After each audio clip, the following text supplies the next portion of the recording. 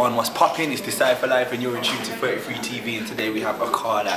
Wagwan. Wagwan, brother. You've been blessed. Bro, I can't complain to yourself. I'm good still. How's it been today? Yeah, good. Can't complain. It's been a positive day. You know, been involved in a workshop with young people talking about music industry and some of my experiences. Alright, did you see any special talent today? No?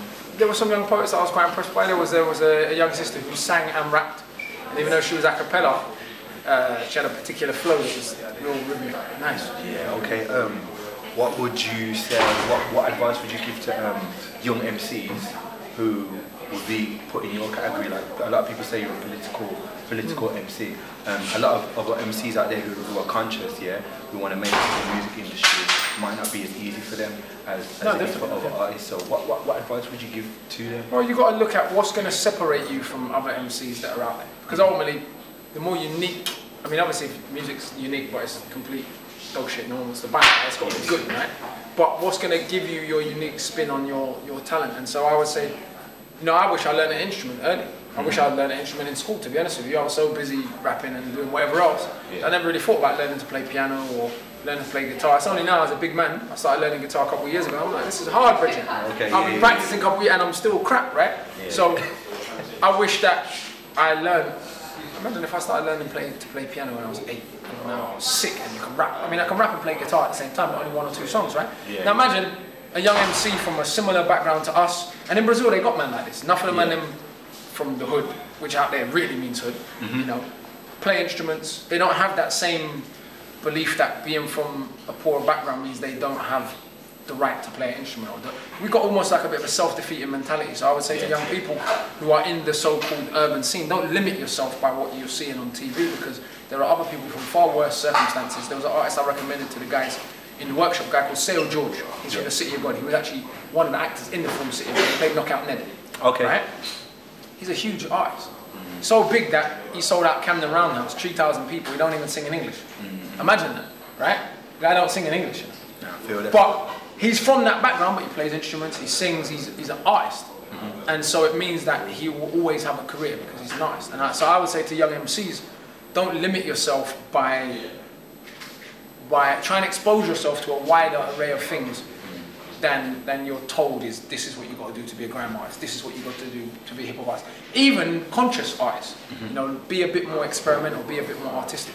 Alright then, and for all the fans who want to know a little bit more about Akala, ask you a few random questions, yeah? Favourite colour? Purple. Greatest fear? I don't know. Maybe you don't have any?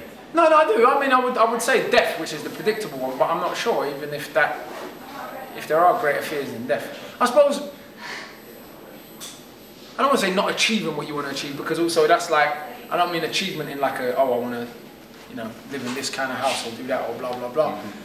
I just mean more, I suppose, betraying my spirit.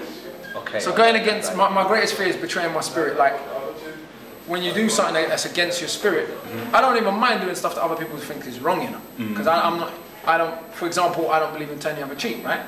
Yeah. I don't believe in if someone slaps you, you should say, oh, go and slap me on the other side. I'm not into that, right? That's not my thing. I believe in peace, but if you slap me, I'm going to slap you back, right? Some people will say that's wrong. I disagree. I don't think that's extreme or militant or any of these nonsense that people try to label certain groups of people when they want to defend themselves. I believe in self-defense, right? For real.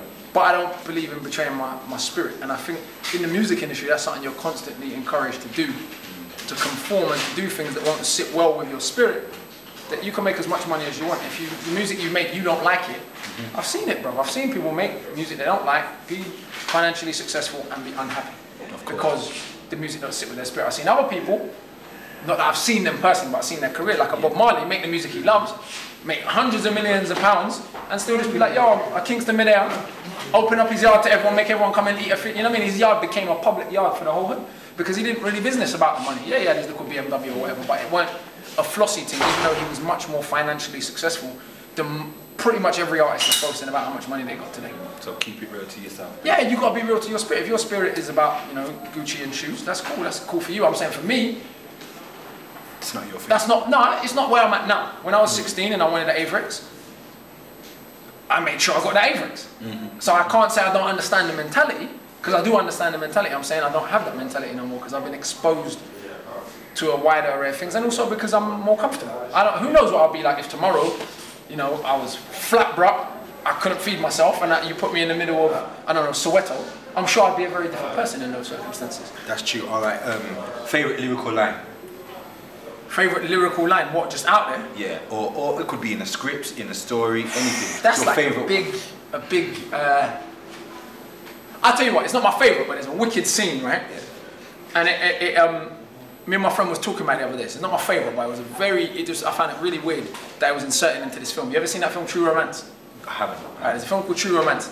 It ain't nothing to do with the film. But there's one scene where there's a guy from the mafia. He's looking for, what's the man in the film? Christian Slater. He's looking for Christian Slater. Yeah. Christian Slater's dad. He's kidnapped Christian Slater's dad and he's about to kill him. Yeah. And the guy's Italian, but he's dark Italian, right? Sicilian. And Christian Slater's dad turns and says to him, tells him this whole story about, do you know who the Moors are, right? He's like, see, you Italians, you were originally blonde. I'm paraphrasing, right? Yeah. Blonde haired and blue eyed, but when the Moors invaded Europe, they did so much fucking with Italian women. That's why you guys are so dark, because you've got nigger blood in you, right? Now, if you know history, this is what the guy says to him. If you know history, you know this is correct, right?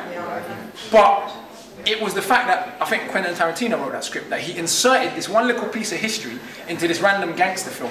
Yeah. And it's almost like, I know a million people who've watched that film, and because they don't know the history, they've never picked up on it. They don't realise that Southern Europe was colonised by Africans and Arabs for 800 years, from the 7th century until 1492. The earliest universities in that part of Europe were built by those people, right? The Moors.